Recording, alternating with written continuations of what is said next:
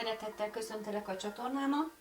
Most ebben a videóban egy grillezett csirke mellett fogok csinálni, amely nincs kikoffolva, meg van mosva, és egyszerűen, ahogy le van szálva, úgy fogom sütni. Na most kakukkfűvet használok, csak borsot, kakukkfű, bors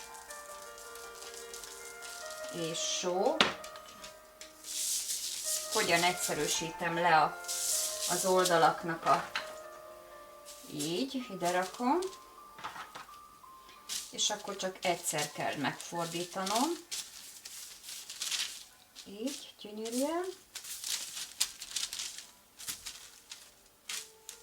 így, és csak a másik felét kell egy picit, így, és akkor már tulajdonképpen kész is van. Akkor most olívaolajat teszek,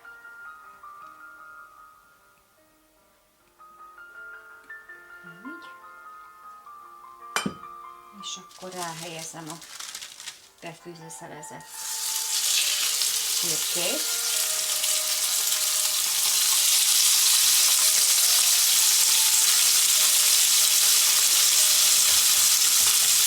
Leveszem a hőmérsékletet, hogy ne túl gyorsan süljön.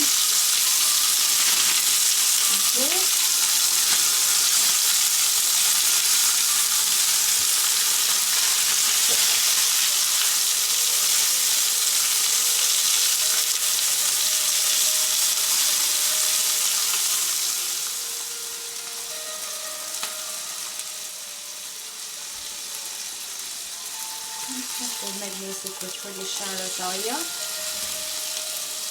Még süljön.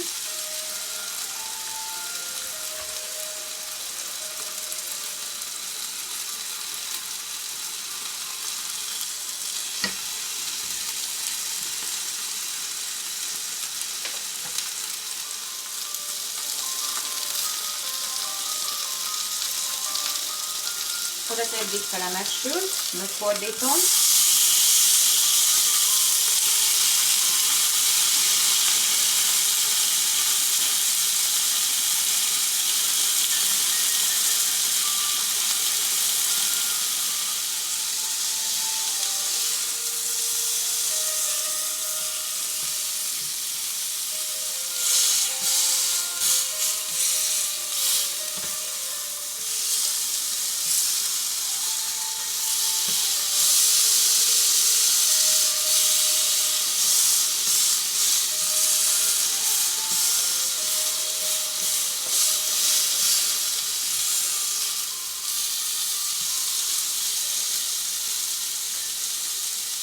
Elkészült,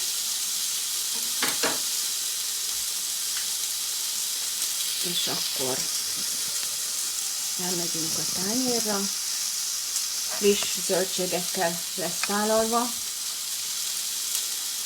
rucola, babyspenót. Nézd meg, mind a kettő fele nagyon szépen meg van sülve, és mégis puha maradt. Mind a kettő fele. Jó étvágyat kívánok! Minden jót! Amennyiben tetszik a csatornám, szíveskedjél feliratkozni. Köszönöm a figyelmedet, szervusz!